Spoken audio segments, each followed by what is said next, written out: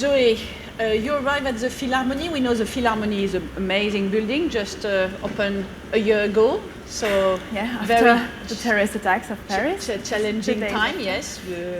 And it's a Jean Nouvel building. So tell us about the building and tell us about what you have done there. Okay, so I'll try to be brief, just to explain you what is the Philharmonie and what its in heritage is.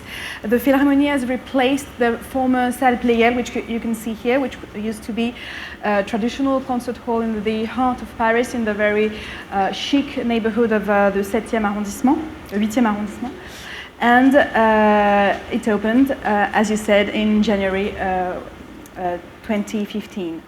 The Philharmonie de Paris is not only a concert hall, it's a 2,400 seats concert hall, but it is a wider complex joining the Cité de la Musique, which is an institution dedicated to music that opened in the 90s. And now the complex of the Philharmonie de Paris unifies the Cité de la Musique, built by Christian Porzampar, and the building by Jean Nouvel, which has a great new concert hall inside. So you can see that there are more than concert hall, rehearsal rooms, an educational area, a conference hall, an exhibition area. So it shows the ambition of this new institution is to renew the global approach to music. Yes. And it's very important for us because we noticed that there is a very deep problem of aging of our audience. And there was a gap. Berlin had his Philharmonie, yeah. London has the Philharmonie, exactly. Vienna the Philharmonie, exactly. But Paris didn't have any Philharmonie. Paris had his opera, and it's very relevant that we invested a lot in opera and theater, but mainly opera. But classical symphonic music were not the top priority of our governments. So you can see here in the Parc de la Villette both buildings, Cité de la Musique by Porzampar and Philharmonie by Jean Nouvel. The Philharmonie was designed to be part of the landscape, the global landscape of the park, and I was very interested about the former speech about the Mass, stating that it is an iconic monument with a rooftop accessible to everyone free of charge, because we have the same problematic.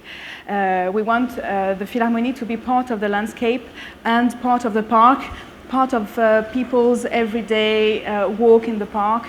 So it's a question of being open to every kind of public.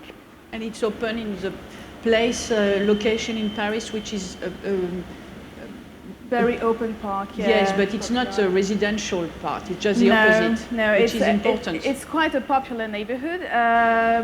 People at the beginning said they would never go to the Philharmonie because it's in a popular place, it's close to the highway, the périphérique, and Jean Nouvel had a great idea by placing this building and organizing the whole building as an totally open building facing the highway. As you can see, on the right side you have the highway, on the left side is the park. So it was a great architectural challenge. Here's the great concert hall. So you can see, as the Philharmonie de Berlin, you have the stage in the middle and the audience all around. It was a major innovation for us because the former Salle Pleyel was a traditional concert hall with less than 2,000 seats. So now that we have more than 2,000, we have 2,400 seats, we can do something new, lower the rates of the tickets. So it's very important for us. You can have different configurations, and the very important thing is that apart from the concert hall, we offer working spaces for musicians. We have 5 resident orchestras that are working every day in our building. And an exhibition place, 800 square meters exhibition space with temporary exhibitions such as Marc Chagall and the Music or David Bowie. Okay, so try to be eclectic in our programming in order to address every kind of audience. The educational wing is very important as well, so you can see some images of it. showing that we want to address all generations, from 3-month-old babies to grown-ups. And this has been a success. We've reached more than 1 million visitors in the first year, and the occupancy rate of the Great Hall is almost 100%. So we lowered the ticketing rates, which was a great success. And we try to be open in the programming, mixing jazz, world music, symphony concerts. Okay, excellent. So amazing success. Yeah, yes. It was a success, and the strategic problem we had and we're having with philanthropy and fundraising was that our core donors were attached to the Salle Pleyel, a previous Salle Pleyel, and we had to convince them to go to the Philharmonie, so that was the first challenge, to retain them, reassure them that the project would be great. And then now we have to widen the base of our sponsors, donors, and members. We had a membership offer with more than 100 participants, so very, very little organizations joining the Friends of Salle Pleyel. Now we reached more than 300 people in our membership program after 1 year. And we felt the need that we had to change all the global offer to the individuals, and at the same time open it and try to find newcomers to enter and create a community. We intend to reach this goal by launching a crowdfunding campaign that we realized a few months ago, and that was successful, fortunately. And this crowdfunding campaign had its object was an outreach program called Demos that I would explain afterwards. But it was very emblematic and symbolic of our new philosophy to try to address all kinds of publics and through practicing music. Okay, great. Thank you. Adèle, you're on the opposite side of the Philharmonic in a more residential area. The Institut du Monde Arabe opened a long time ago. Yeah, in 1987. We're going to turn 30 years old next year. So you don't face the same problems. You're also in fundraising, so what have you done? We don't face the same problem, but fundraising is a pretty new thing for us. Actually, 5 years ago, we didn't have any fundraising strategy. I was hired to create and develop a fundraising unit. So everything was to be created. And the first question was, why would a company support us? We are on a niche, we are on a very specific mission, which is to make people discover the Arab culture in its diversity and to reinforce all the kind of relationships between France and the Arab world. And to do that, we have a permanent collection, we have temporary exhibition, we present concerts, dance, movie, we have educational programs too, conferences, so a lot of activities to develop relationships with the Arab world. And so, well, the question was, why would they support us on such a specific issue? What is our added value? We spoke a lot about added value yesterday. And after a few months, I figured out that, of course, some companies would support us because it could be part of a CSR policy with the question of diversity, for instance.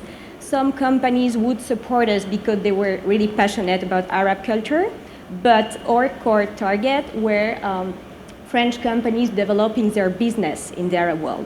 And so what could be our added value wasn't really the art aspect, it was our network. And why our network? It's because we have a very specific status. We are a French private foundation, but we were created thanks to a partnership between France and the 22 countries of the Arab League. We are under the aegis of the Foreign Affairs Ministry and not of the Culture Ministry, so the diplomatic part is important. Which makes a big difference. It makes a big difference, yes. Our president, who is now Jacques Lang, that maybe you heard about as he created the Fête de la Musique. He is the former famous French Minister of Culture. We have the Arab ambassadors in our board, so it's a very specific institution, and it gives us an easy access to some strategic people like politicians, Arab ambassadors, international organizations. So our added value could be to open our network to companies trying to develop in the Arab world.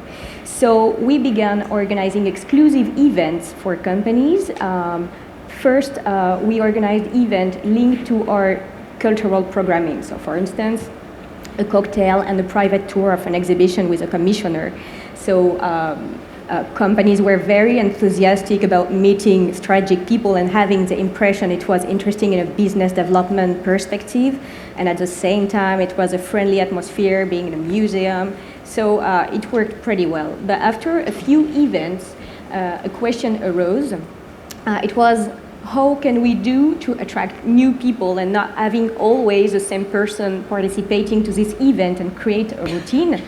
And so the real question also was, how could we really take advantage of our specific status and make the Institut du Monde Arabe be seen as the place to be if you are a French company investing in the Arab world?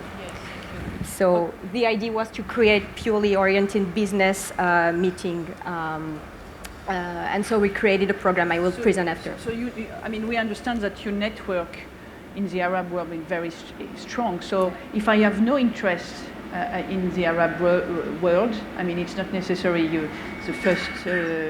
I'm not going to approach you. So that's very niche, in a way. It is, but at the same time, we also have more classical and traditional fundraising strategies, of course.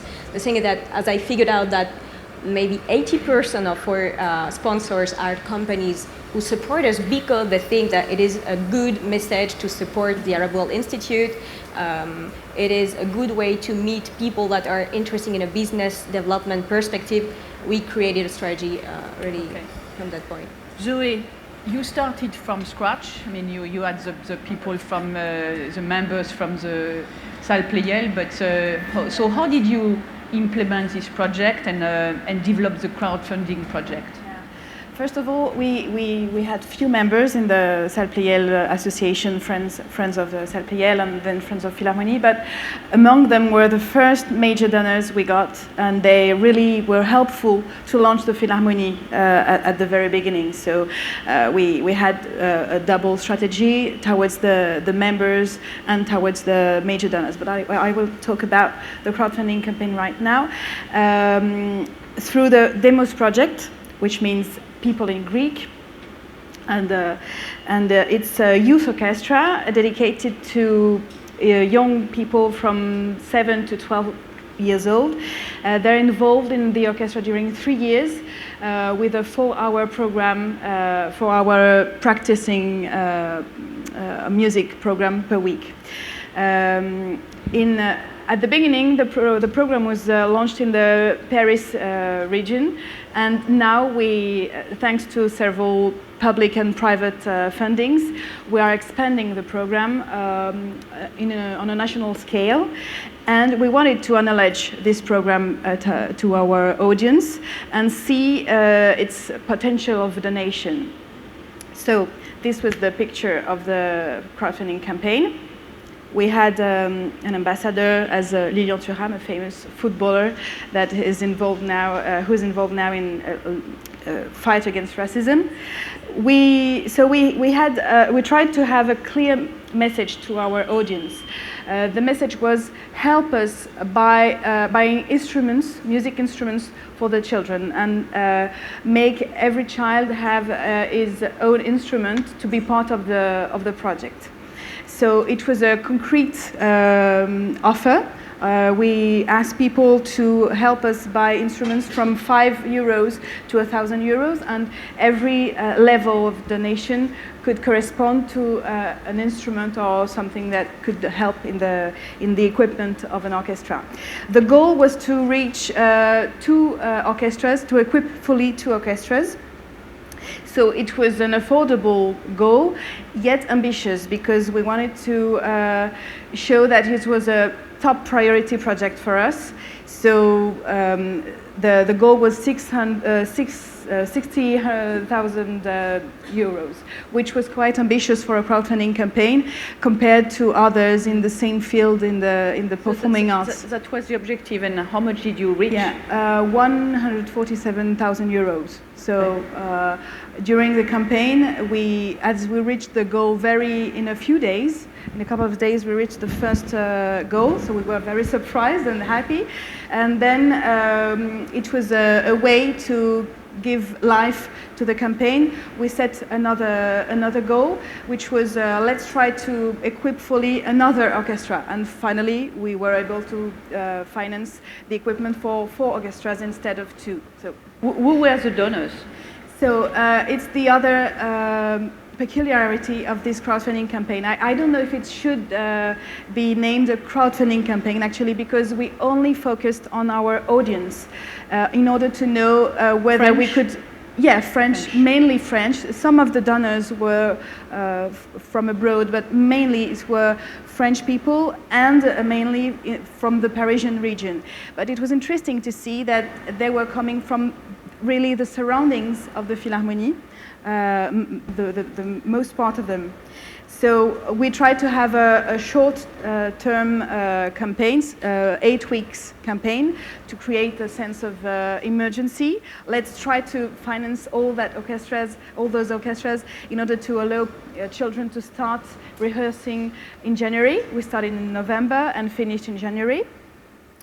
And another peculiarity is that our audience is not very young, and we were not very sure about the success of a whole digital strategy.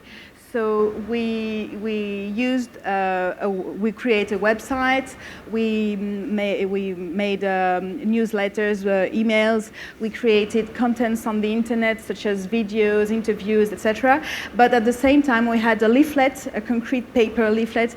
Our director addressed the subscribers, the 12,000 subscribers, by a letter, and these were the first big gifts we received. So we show an interesting slide with the amount of donation from 5 to... yeah. So what was the average donation per person? 136 euros, which means a lot of money, but it's relevant when you look at the average consumption expense of the audience, which is around 200 euros, sorry, yes, per year for a subscriber. So yeah, that's it. Adèle, have you done any crowdfunding campaign at No, the I would like, but I have a baby team, and so we... No? And is the profile of the donors also not very young at the Institut du Monde Arabe? Or? Actually, we don't really have an individual giving strategy. We have been developing the sponsorship, and we are just beginning to develop more major donors to make it... yes. Yeah. So how did you transform an innovative idea into concrete results? So what we did is that we created a dedicated program, Les Rencontres économiques du monde arabe, so the Arab World Economic Meetings. It takes place 3 times a year, and we chose to organize very high-level events, so it's kind of gala formats. It's only on invitation, which enable me to invite only strategic people to ensure a very strategic level of connections in the event, and to invite people who are interested in a sponsorship perspective. So Director of Public Affairs, international directors, CEO, and all those people who are decision makers. You do like Chris, you do a lot of free things. Yes. Yes, good. Yes, it is free, but we are not trying to raise funds. So this is the other step that so it's really to build a relationship with them. It is a relationship, yes. We invite 100% to make sure that there is an exclusive format, which is the best way to encourage exchanges between the participants. And so the event itself is a roundtable, networking sessions, and B2B meetings. And it can be dedicated to an economic sector. For instance, we organize something about telecommunication, about finance, about urban development. It can also be dedicated to a country. So we organize a day dedicated to Morocco, a morning dedicated to Egypt, and it can also be a transversal subject. We organize a very successful edition dedicated to how to do business with the Arab world, as cultural codes are really different. And the success of the event relies on the fact that we are very famous key speakers. For instance, for the last edition dedicated to Egypt, we had Emmanuel Macron with the French economic minister, and we had the new minister of economy of Egypt. It was the first time that they were meeting each other, so it was a strong message. At the same time, we have Arab CEOs that you are not used to see in other kind of event like that in Paris. So people come because they know they are going to see very important people. And sometimes I choose the subject having in mind my more traditional campaigns for exhibitions. For instance, next week we're having an edition dedicated to the development of business between the Arab world and Sub-Saharan Africa. It is a very important issue now for French and Arabic cooperation because there is a real potential, but at the same time, it appears to be the major subject of our exhibition in 2017. So what could be a best way to have a prospection event than having 100 CEOs and decision makers interested into the development of economic relationships with Africa. So what is the conversion when you do an event like that? Because obviously it takes a lot of in-house resources to organize. It takes, it's very time consuming. So what is the conversion into bringing business to the museum? So clearly during 2 years, the first thing was to position ourselves to be identified as a place which is a cultural institution, but also a business platform, and we couldn't raise money at first. So the return on investment consisted in obtaining meetings, because my job after every meeting is to try to call people and ask them if we can see each other again and try to attract them on cultural project or on more institutional projects. So at first, it was not like a real leverage for fundraising. This year, yes, it was more a prospection tool. This year, for the first time, we are able to look for sponsors to finance this event, and the next step is to raise funds to finance cultural projects that are more and more difficult to finance. It's a general trend, but it's also because the situation in the Arab world is so complicated now that it's pretty risky for a company to associate to an institution like the Arab World Institute. So business is like the right way to try to attract them more on the long term. Zoe, obviously, you have a different positioning as you are a performing art venue. Are you going, after the first year, it was amazing, the success that you had. It was over expectation with a 97% of occupation. Yeah. So now what will be next? What will you do, in terms of more crowdfunding campaigns, or are you going to do it differently? Well, I would say we'll try to keep calm and carry on. And so the question is, we want to launch another campaign and make it be a regular rendezvous for our audience. And the main goal was for us to create a community and to realize that there are people who love the Philharmonie, its projects, its initiatives, and now we have to make them keep loyal to these activities and remain among our donors. So shall we transform them into major donors or project donors? I don't know what's going on, but anyway, we're trying to launch another campaign. The question is, how will we widen the scope? Because this first trial was only focused on our most loyal audience. So what message will we create and what project will we choose in order to mobilize a larger community? And another question is the tool, because for this first campaign, which was a bit handcrafted, and we used our own platform. We didn't use a Kickstarter platform or Ulule, which are very successful. Why did you do that? Because we didn't have money to. It costs a lot because they have a percentage on a commission on what you collect. So in our case, we didn't have to give commission to anyone, and we realized that the whole campaign with our own staff and internal collaborations. So. For the next step, maybe we'll need to invest a little bit more, and so we have to be careful about the return on investment. Okay. So these are questions we were having, and maybe we will need to have an internet platform in order to reach a larger audience. Adèle, we had this very interesting breakfast in Paris 2 months ago, and you were telling me how difficult it was for you in-house to fight against resistance, and when you have an idea, to really raise everybody in each department, education, the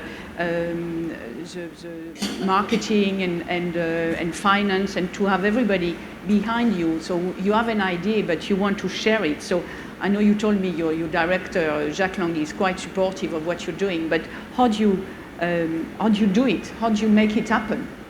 Yeah, it's pretty complicated, and actually my first challenge to organize this economic events was that I didn't have human resources. When I had this idea, I had one project manager and one intern, and their job was to work on traditional fundraising and to take care of our partners, and they couldn't spend less time on this part of the job. So I really had to mobilize them and to feel them like it was a real challenge to organize this economic event, because it could be tomorrow strategy for the Arab World Institute. So clearly we had to work a lot, and I mean a lot, and I'm very grateful to my team because they got really mobilized. And I thought that maybe I could count on other units, but it seemed like economic issue is a passion for me, but it's not for my coworkers. They work in a cultural and artistic institution, and this kind of issues is not really an interest for them. So they didn't want to work more for something that is not really a passion for them. So actually, I'm trying to mobilize them. It takes time, and today I have to say that I have to do everything from choosing the subject of the event, looking for key speakers, looking for press partners, looking for economic partners, everything. And step by step, as I feel like the success of this event attracts the teams, I hope that they will be interested in be part of it. But it takes a long time, so, clearly. I mean, you both come from the same school, from Sciences Po in Paris, which is a very good school, and it's international relation, and you both took in your team people from business school, and you just hired people. So that's interesting. I mean, we were talking this morning about, what should your staff be, and you want business people. Yeah, it's important, and especially in this case, because I'm not an economist, I'm not an expert of economy in the Arab world, but I got really interested into it, and so my project manager is graduated from a famous business school, so together we have been working a lot. It's a lot of reading on personal time and all that, but it is so important for the fundraising strategy that after 2 years I convinced my executive manager to hire someone more. So since 1 week, I have someone who is going to work on this economic events with me, and so who will be really dedicated to organize it. And so we're going to be able to go further and really having a program, really having a strategy to raise fund, and it's going to be the next step for us. Good. Zoé, you're coming from Cité de l'Architecture, so from a museum. Yeah. Your manager is Christophe Monin, coming from the Louvre, very successful fundraisers. So how does it help you to come from a museum? What do you bring? What are your key learnings from the museum that you bring to a performing arts? And what will you, now that you have been working in a performing arts, what will you bring to the visual arts? Actually, I think there's a great difference between museums and performing arts, especially regarding the individual giving sector. At the Cité de l'Architecture, I was working on corporate sponsorship, and there was no strategy for individual giving, as in the Institut du Monde Arabe, because it's not very much in our culture already. French culture or museum culture? Museum culture. Well, at the Louvre, obviously, you have individual donors, but in smaller institutions, it's more complicated. And I can see that in the area of performing arts, people are really passionate and ready to support a project such as the Philharmonie, which is a new project, but even for the opera or other concert halls, they can be really strongly engaged. So what is your key learnings? Well, I had some key learnings about the crowdfunding campaign that maybe I could share with you. Please, yes. It's about the project. You have to choose something coherent with your image and your brand, and something that will make the difference. Our demos project couldn't have any equivalent in other concert halls, so it made the difference. You have to set a goal that is ambitious and affordable, reasonable. You have to tell a story, and it was something that came many times in the discussions we had. Storytelling is very important, and it makes the donors identify with your goal. And the follow-up, and this is some part of the challenge things for us, because we are two people working on this individual giving area at the Philharmonie, and we'll have to take care of our donors, major donors, members, and the crowdfunding donors. So I hope it will. So we will be manage. clear on the brand first, then continue to raise and the relationship with your people. Be ambitious. Yeah. And the fourth one? The storytelling. And storytelling. Yeah. Very good. And be careful on the return on investment, because in our case, we didn't spend much money because of the risk we had. We couldn't fail in this crowdfunding campaign, so we tried to have a balance between the spending and the collect. Adèle, what are your key learnings? My key learning would be don't be afraid of developing a strategy that is not a classical one. Don't be afraid of going where people are not waiting for you. It all depends on your added value. I would say also that it is very important to mobilize your team and to have good partners, because to come back to the economic meetings, every time I have a meeting, I set up partnership with a famous economic organization that are the key to feel like we are professional, that it is legitimate, and they make me save time. So it's very important to have partners. And I would say think mid-term and long-term, and be patient. Be patient. Be patient. Okay, so we finish with that key learning. Be patient and think full time and think outside the box as well. Thank you very much to both of you. That was really interesting to hear the French stories. Thank you.